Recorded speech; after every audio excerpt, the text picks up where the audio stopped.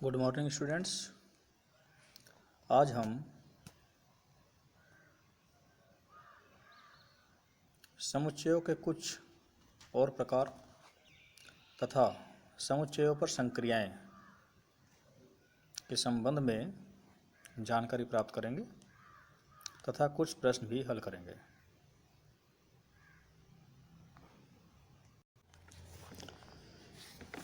पिछले टॉपिक में हमने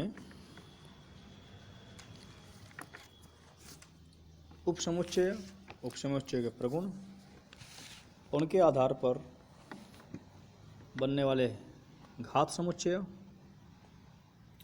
और विसंगीत समुच्चय का डिस्कशन किया था। नेक्स्ट एक प्रकार का समुच्चय होता है सार्वत्रिक या समष्टीय समुच्चय। पिछले टॉपिक में हमने उपसमुच्चय की परिभाषा और अधिसमुच्चय की परिभाषा सीखी थी। उपसमुच्चय कहता है कि अगर ए के सारे एलिमेंट्स बी में हों तो ए को बी का उपसमुच्चय कहते हैं और उसी स्थिति में बी ए का अधिसमुच्चय कहलाता है। तो सार्वत्रिक या समष्टीय समुच्चय, जिसे अंग्रेजी में यूनिवर्सल सेट कहते हैं,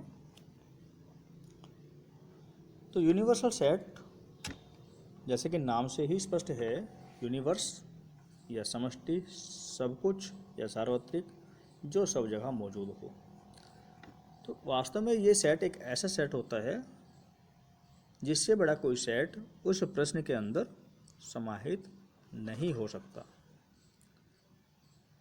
यूनिवर्स बहुत बड़ी संख्या, बहुत बड़ी आकृति होती है।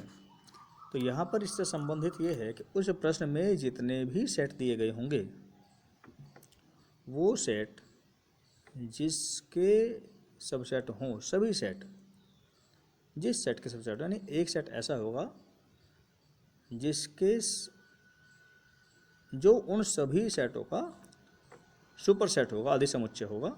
तो ऐसा समुच्चय हमारा सार्वत्रिक या समष्टीय समुच्चय कहलाता है। परिभाषा के रूप में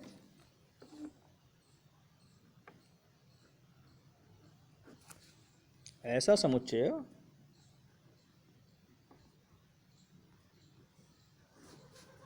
जो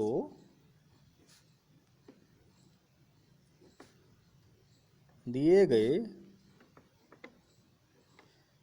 सभी समुच्चयों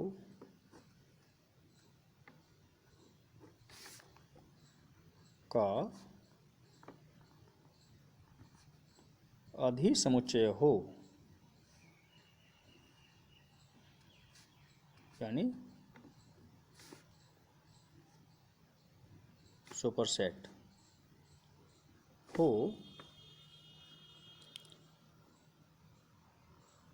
समष्टीय समुच्चय कहलाता है।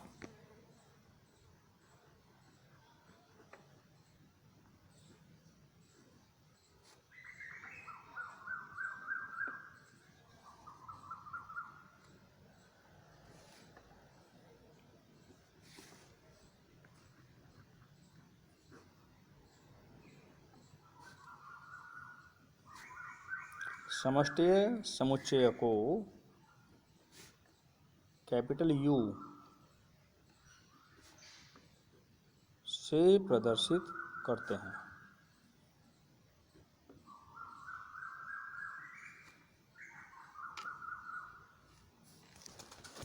तो यानी सभी का सुपरसेट हो। फॉर एग्जाम्पल, अगर ए बराबर हम लें 1 2 3, बी बराबर ले लें 1 2 5, सी बराबर ले लें 1 2 3 4 5, तब जाहिर सी बात है कि A is a subset of C, B is a subset of C and C also is a subset of C. तो इसका मतलब सी जो है इनका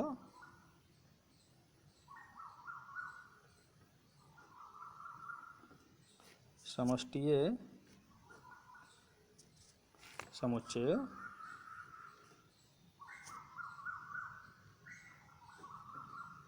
हो सकता है, यानी u बराबर 1 2 3 4 5। यहाँ पर होगा नहीं लिखा, हो सकता है, इसलिए कि इसके अलावा अगर कोई सेट u दिया हुआ है तो वो सार्वत्रिक होगा।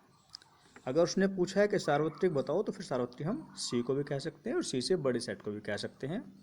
लेकिन अगर उसने पूछा ही नहीं है तो C सार्वत्रिक नहीं कहा जा सकता, वो केवल एक सेट के रूप में ही परिभाषित होगा। तो इसलिए लिखा है कि हो सकता है अगर वो पूछे तो, अदरवाइज सबसे बड़ा सेट यही है।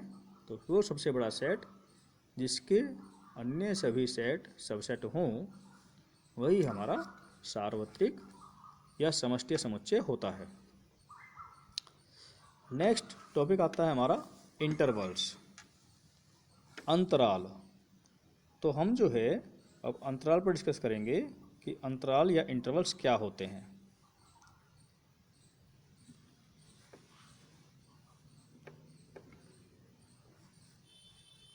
चलिए यहाँ पर चूँकि लिखते हुए अभी ध्यान आया है कि हम थोड़ा सा कभी कभी गलत लिख लेते हैं।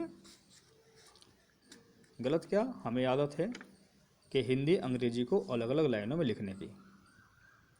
तो हिंदी और अंग्रेजी को जब हम एक साथ लिखते हैं तो या तो वैसे तो बड़ी क्लास में आ गए हैं तो हम सीधे सीधे बिल्कुल एक ही सीध में लिखें, कोई दिक्कत नहीं है। लेकिन फिर भी हमने सीखा हुआ है कि भाई अंग्रेजी लाइन के ऊपर लिखी जाती है और हिंदी लाइन के नीचे लिखी जाती है।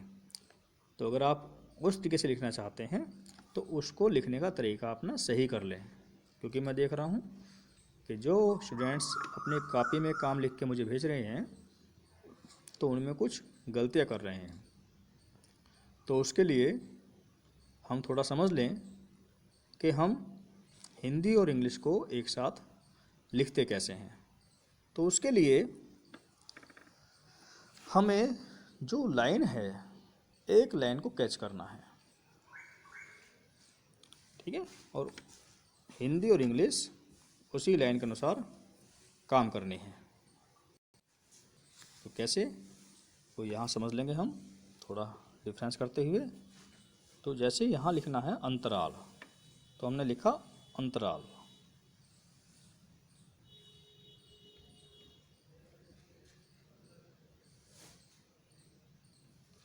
और इसकी अंग्रेजी अगर लिखनी है तो हम लिखेंगे इंटरवल।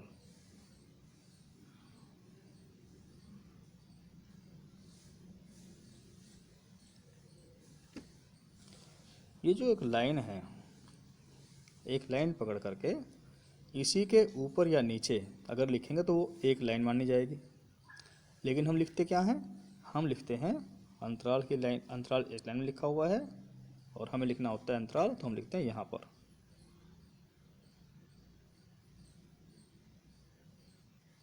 तो ये जो बात है ये गलत है, क्यों, क्योंकि हम इस लाइन में पढ़ रहे हैं और ये दूसरी लाइन का अक्षर है। तो अगर हमने हिंदी अंग्रेजी को ऊपर नीचे लिखना है तो जहाँ हिंदी की डंडा ख़त्म होता है वहीं से अंग्रेजी शुरू होती है उसी लाइन पर। तो इसको थोड़ा सुधारेंगे अगर लिखना है, अदरवाइज बिल्कुल सीधे लिखें, कहीं कोई दिक्कत नहीं है बड़ी क्लास के अंदर। तो अंतराल या इंटरवल्स, तो इंटरवल्स के लिए हमारे पास अब तक क्या किया हमने, ये वास्तव में कोष्ठक का रिप्रेजेंटेशन है। हम जानते हैं कि हमारे पास तीन प्रकार के कोष्ठक होते हैं, एक बड़ा, एक छोटा और एक मंझला। और अभी तक क्या है, हमारी जाओ मर्जी जहाँ मर्जी वहाँ वैसा लगा देते हैं। जहाँ मर्जी आया बड़ा लगा दिया, जहाँ मर्जी आया छोटा लगा दिया। मंझला तो लगाते ही नहीं, मंझला तो अभी समुच्चय में आया है। तो एक तो विशेष बात ध्यान रखनी है कि मंझला केवल समुच्चय के लिए होता है, अन्यत्र प्रयोग नहीं किया जाता। तो अब इन इंटरवल को कब लगाएंगे, क्यों लगाएंगे, वही सीखना है। और उसे सीखने के लिए हमारे शब्द आते हैं अंतराल। तो अंतराल के लिए सबसे पहला अंतराल जिसे हम कहते हैं बंद अंतराल। बंद अंतराल। यानी अंग्रेजी में कहेंगे क्लोज्ड इंटरवल।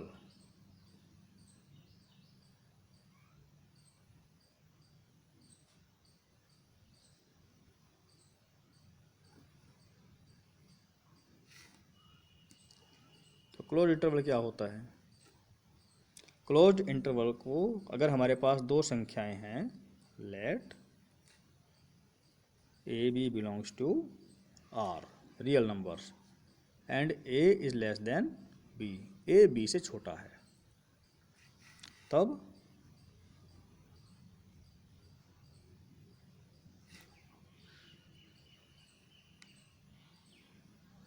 बड़े ब्रैकेट के अंदर ए कोमा बी, जो बड़ा ब्रैकेट है ये बड़ा ब्रैकेट बंद अंतराल को रिप्रेजेंट करता है।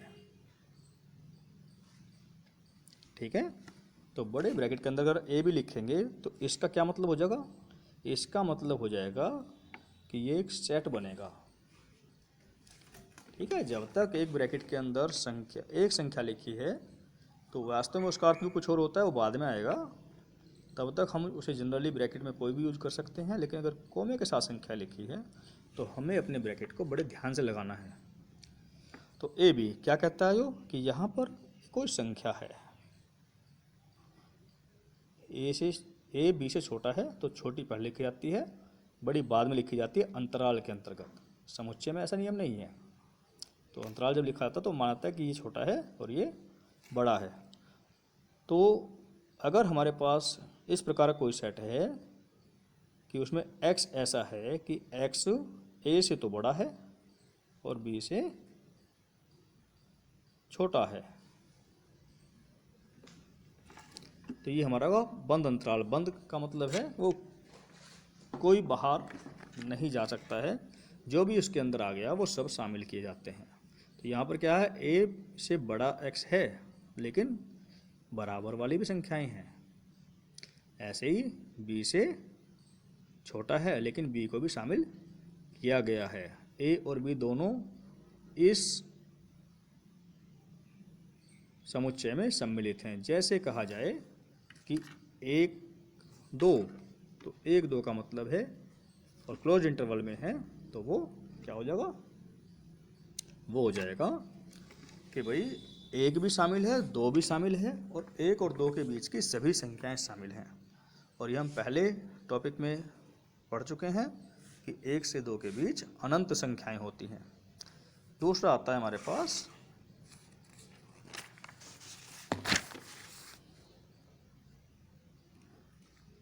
खुला अंतराल।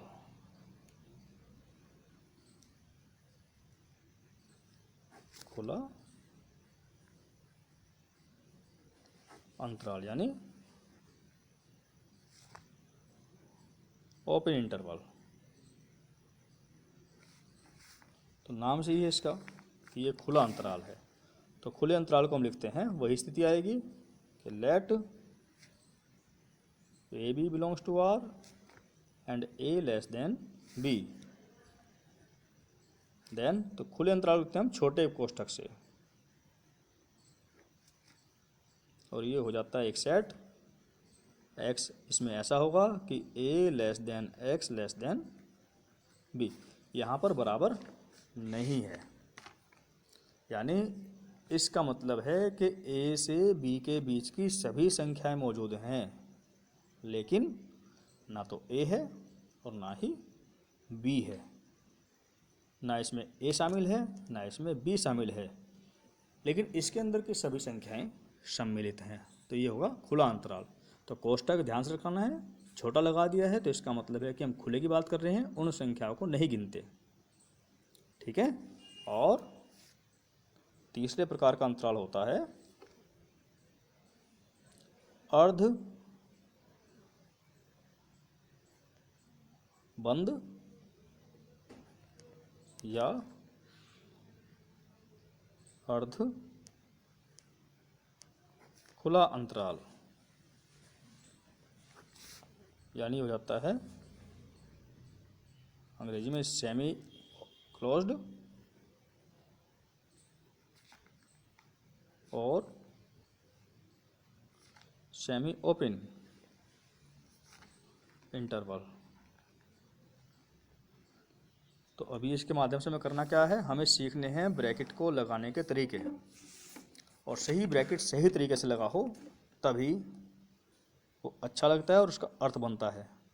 तो अर्थ बंद यानी आधा तो बंद है, या कहें कि आधा खुला है। अगर आधा बंद होगा तो मतलब आधा खुला ही होगा, तो हम कुछ भी, तो ये लिखा जाता है इस प्रकार से, एक ओर से बंद है और दूसरी ओर से खुला है। ठीक है ना। तो यहाँ भी देखा, यहाँ दोनों का यूज हो गया, एक साइड पर क्लोज्ड है, दूसरी साइड पर ओपन है। तो ये ब्रैकेट, ये बराबर भी एक सेट होगा। इसका मतलब होगा कि x ऐसा है कि a जो है लेस देन x है, लेस देन b है, लेकिन ये a की तरफ से बंद है, तो इसमें a के बराबर भी हो सकता है और a से बड़ा होगा, लेकिन b शामिल नहीं होगा। ठीक है। तो इसी सेट को अगर हमारे पास उल्टी कहानी हो जाए, यानी इधर से छोटा लग गया, a शामिल हो गया, b हो गया, और इधर से हमने क्लोज्ड कर दिया, तो क्या मतलब हो गया इसका, इसका हो जाएगा x is such that a x से छोटा है और b के बराबर भी हो सकता है। यानी इसमें संख्याएं आएंगी जो a से तो बड़ी होंगी और b से छोटी होंगी, लेकिन a शामिल नहीं होगा और b शामिल होगा। क्यों? क्योंकि ये b की तरफ से बंद है। तो इस प्रकार से हमारे ब्रैकेट्स को लगाना और आना चाहिए कि सेट क्या कहते हैं। अब बात आती है, इन्हें क्या और तरीके से भी लिखा जा सकता है? तो बिल्कुल लिखा जा सकता है। तो हम और क्या कर सकते हैं, नए नए डिजाइन मिलेंगे आज। तो ए बी जो है, ये चूँकि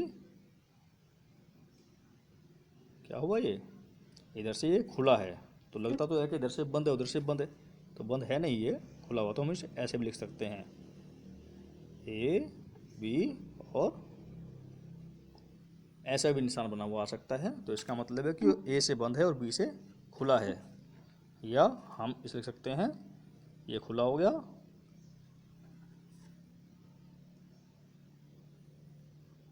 है ना। ऐसे होता तो ये बंद होता, सॉरी खुला होता, तो खुले का उल्टा बंद हो गया। और बी, तो अगर ऐसा बन गया तो क्या होगा, ये बी से ओपन है और ए से क्लोज्ड है। तो इस प्रकार से हम और भी बहुत सारे कॉम्बिनेशन बना सकते हैं। इसका मतलब हम जो है, जो ये कोष्टक है ए बी, इसका मतलब हो गया ये इधर से भी खुला है और इधर से भी खुला है। तो हमने अपने कोष्ठकों को बड़े ध्यान से बनाने हैं और भी बहुत सारे कॉम्बिनेशंस बनाए जा सकते हैं। तो हमने ध्यान रखना है कि जो बड़ा ब्रैकेट है वो क्लोज्ड के लिए है, छोटा ब्रैकेट है वो ओपन के लिए है। और ओपन का मतलब है सेट की डेफिनेशन में कि जो उसके अंदर संख्याएं हैं वो सारी शामिल होंगी बीच की, लेकिन दोनों शामिल नहीं होंगे। अब मसला आया कि तीसरा कोष्ठक क्या कहता है, ये अंतराल नहीं है, वास्तव में ये समुच्चय है। तो ये जो है, अगर हमने लिख दिया किसी कारण से यहाँ पर, तो इसका मतलब क्या लिखेंगे फिर सेट की भाषा में, एक्स इज सच दैट कि एक्स बराबर ए और एक्स बराबर बी। ठीक है। इसमें केवल दो ही एलिमेंट्स हैं, बीच के नहीं हैं। तो मझले कोष्ठक का मतलब है बीच का कोई एलिमेंट नहीं आ सकता, केवल दो एलिमेंट हैं। छोटे का मतलब इनफाइनाइट एलिमेंट्स हैं, क्योंकि लेकिन ये जो दो दिखाई दे रहे हैं वे शामिल नहीं हैं। और क्लोज्ड का मतलब भी इनफाइनाइट एलिमेंट्स हैं, लेकिन जो दिखाई दे रहे हैं वे भी शामिल हैं। तो ये इंटरवल्स और कोष्ठक का लगाना बड़े ध्यान का काम है, इनको अपनी आदत में शामिल कर लेंगे। अब हम स्टडी करेंगे समुच्चयों पर संक्रियाएं, यानी ऑपरेशंस कौन कौन से होते हैं।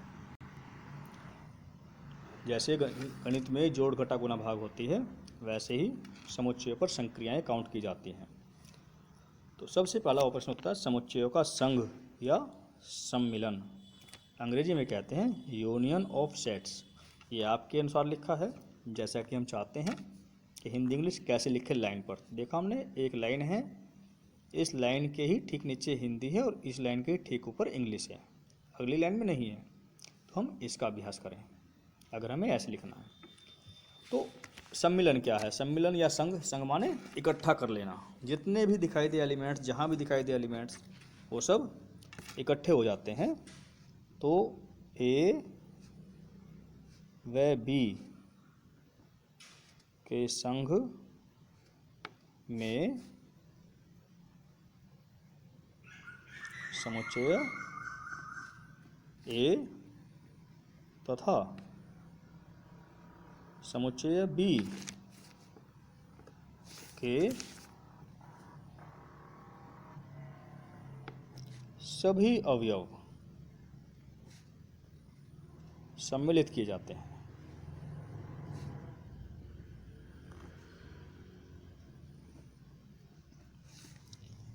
मैथ्स के अनुसार ए यूनियन बी। तो ये जो चिन्ह है इसे हम बोलते हैं यूनियन या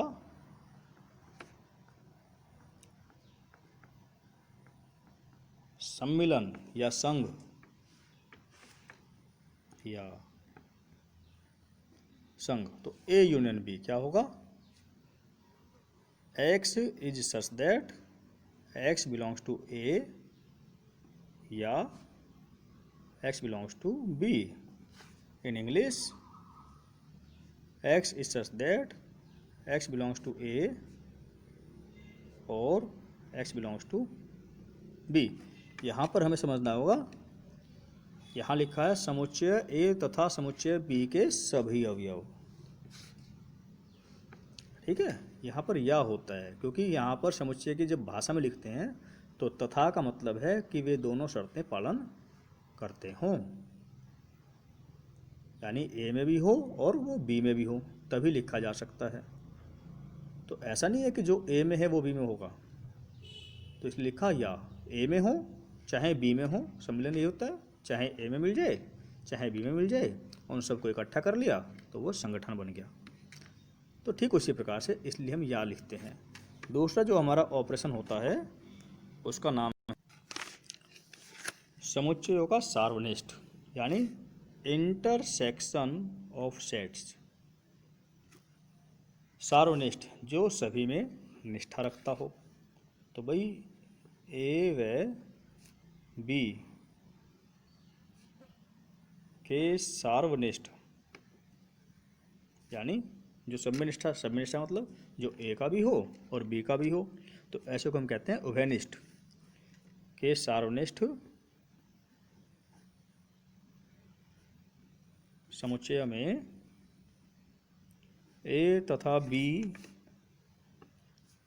के उभयनिष्ठ अवयव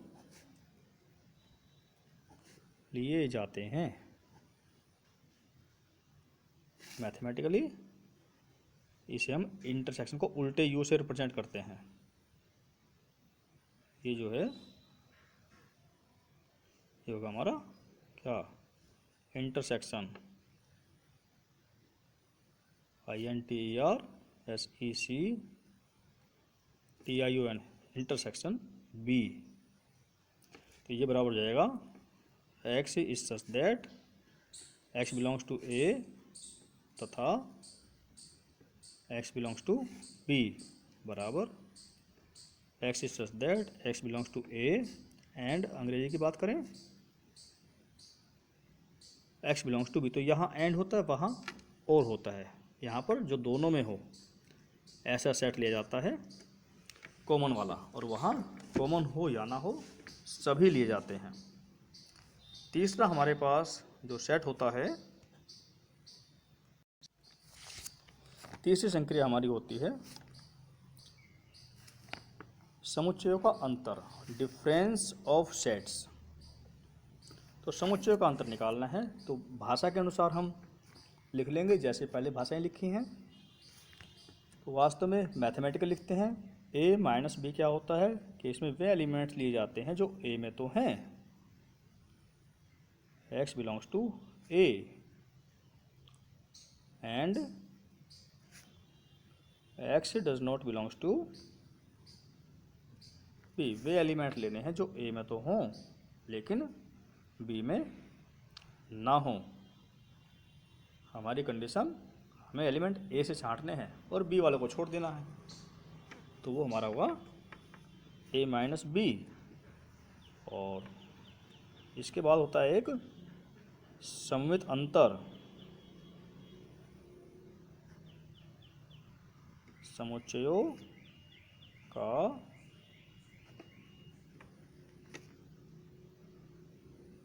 सममित अंतर, यानी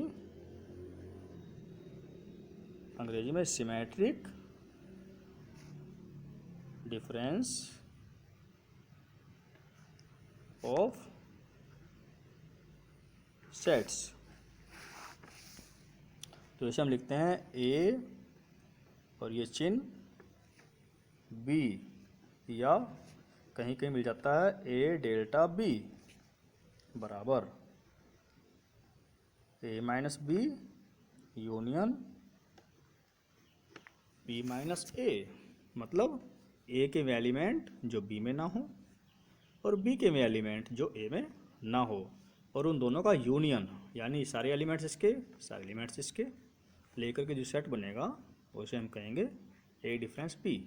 यहाँ पर यू के बारे में जरूरी ध्यान रखना है कि यू से हम यूनियन को रिप्रेजेंट करते हैं, लेकिन यू से हम समष्टि या समुच्चय को भी रिप्रेजेंट करते हैं। हमने शुरू में पढ़ा था कि यू जो होता है वो समष्टि समुच्चय भी होता है। तो अब ये कैसे पता लगे कि ये समष्टि समुच्चय है या यूनियन वाला है? तो इसके लिए सिंपल है, अगर दो सेट के बीच में यू लिखा हुआ है तो इसका मतलब वो संक्रिया कर रहा है, और अगर सेट है ही नहीं तो वो यूनियन रिप्रेजेंट कर रहा है। ठीक है। एक और प्रकार का समुच्चय होता है जिसे हम बोलते हैं पूरक समुच्चय। तो क्रियाएं चार प्रकार की होती हैं, जैसे वहाँ जोड़ घटा गुणा भाग, इसमें भी क्या है, यूनियन यानी योग, अंतर हो गया है, इंटरसेक्शन कॉमन लेना, और सिमेट्रिक डिफरेंस। तो अब एक प्रकार का रह गया समुच्चय हमारा, जब हमने ये पढ़ लिए हैं पूरक समुच्चय। पूरक समुच्चय यानी कॉम्प्लीमेंट्री सेट। तो भाई ए का पूरक समुच्चय हम ए डैश या ए सी से प्रदर्शित करते हैं।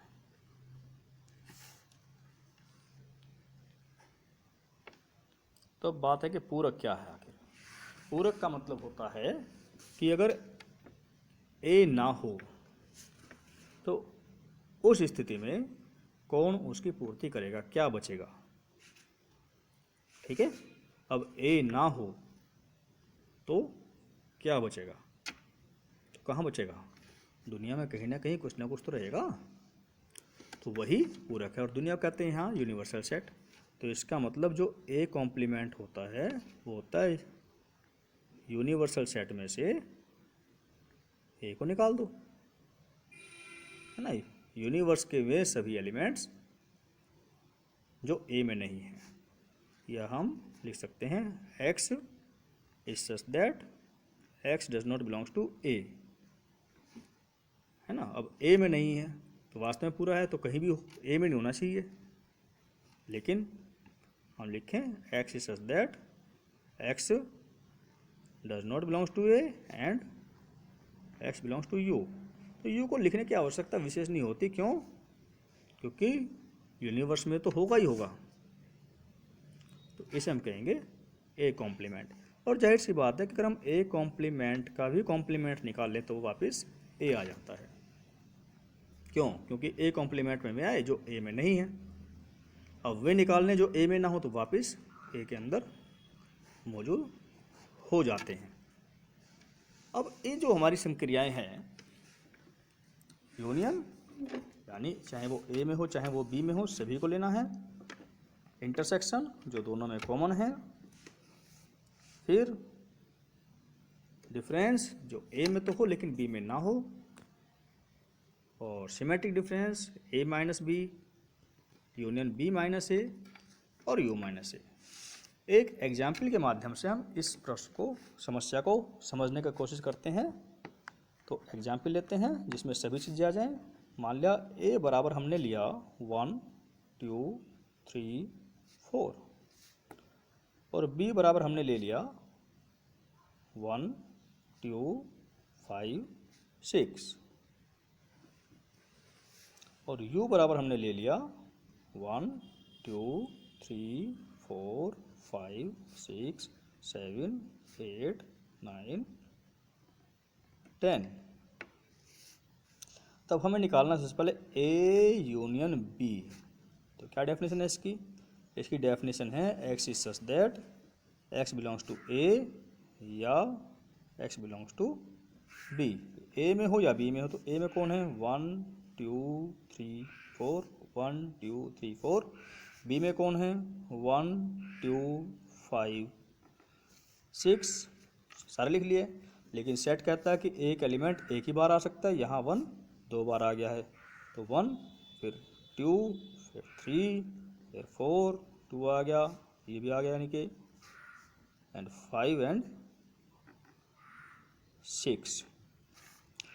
अभी कहा कि भाई हमें दूसरा इंटरसेक्शन निकाल लो इसका। तो इंटरसेक्शन क्या हो जाएगा? x is such that x belongs to A तथा, या अंग्रेजी में कहेंगे and x belongs to B।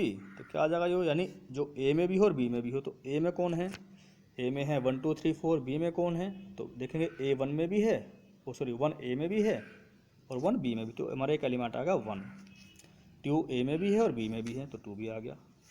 3 A में है लेकिन B में नहीं है। 4 A में है लेकिन B में नहीं है। तो हमारे इंटरसेक्शन में केवल 2 एलिमेंट्स आ गए। फिर आता हमारा A माइनस B, यानी x is such that x belongs to A और x does not belongs to B। तो जो A में तो हो लेकिन B में ना हो। तो A में कौन है? 1 है। B में भी है, यो B में भी है।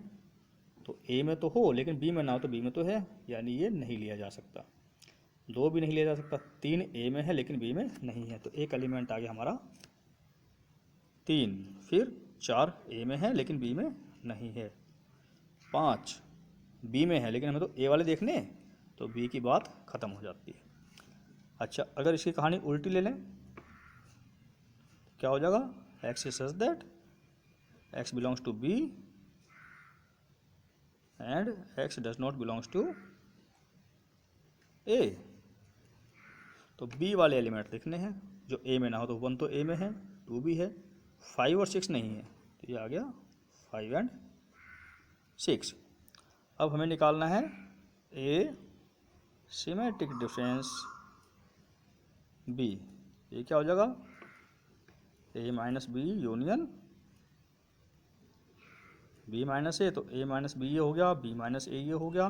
सारे एलिमेंट्स उठाने यूनियन का मतलब, तो क्या हो जाएगा? 3 4 5 6। अभी हमने कहा कि भाई हमें A कॉम्प्लीमेंट चाहिए। तो A कॉम्प्लीमेंट क्या होता है? हम लिखते हैं U माइनस A, यानी U के में एलिमेंट जो A में ना हो। A में कौन है? 1 2 3 4। U में 1 से 10 तक तो 1 2 3 4 नहीं आएंगे, बाकी सब आ जाएंगे, यानी हो जाएगा 5 6 7 8 9 10। क्लियर है?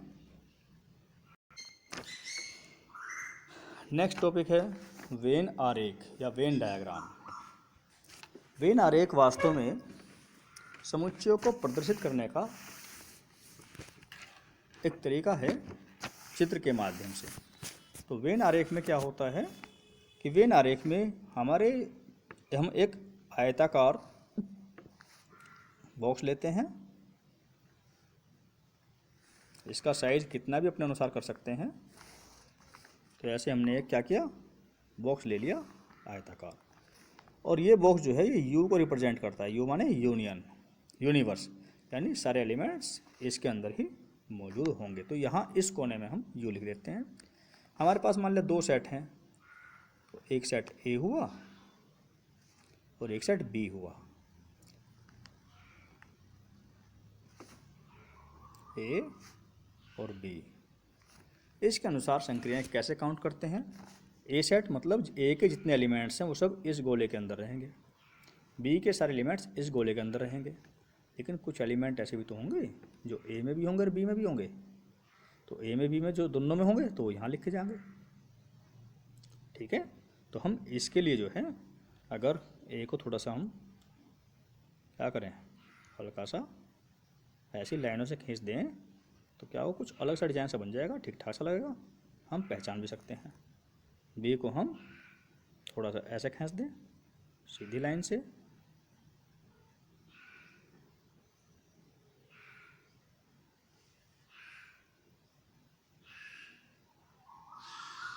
लाइन से क्या होगा, हमें पता लग जाएगा कौन सी हम कहाँ चल रहे हैं। तो जाहिर सी बात है ये सेट ए हो गया, ये सेट बी हो गया। यहाँ ये जो पॉइंट है ना, ये वाला हिस्सा, तो ये जो है इसमें कौन है, इसमें है जो दोनों के दोनों एलिमेंट रखता है, ए भी रखता है बी भी रखता है, तो उसे हम कहते हैं इंटरसेक्शन। ये तो कॉमन वाला है, क्यों जी।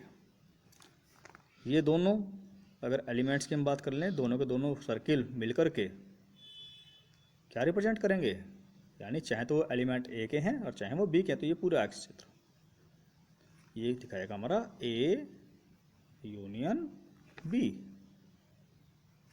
ये वाला हिस्सा केवल,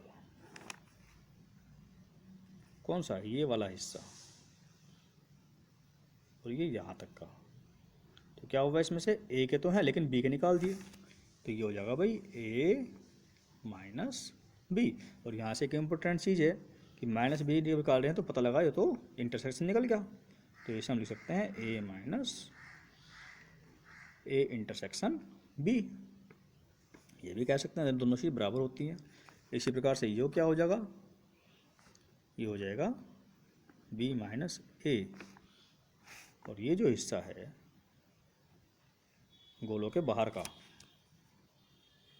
ये कौन सा है, जो इसमें नहीं है, ना ए में है ना बी में है, ये क्या होगा, ये होगा ए यूनियन बी, और इनको यू में से घटा दिया। तो इस प्रकार से हम वेन डायग्राम के माध्यम से भी प्रश्नों को हल कर सकते हैं, वेन आरेख को समझ सकते हैं।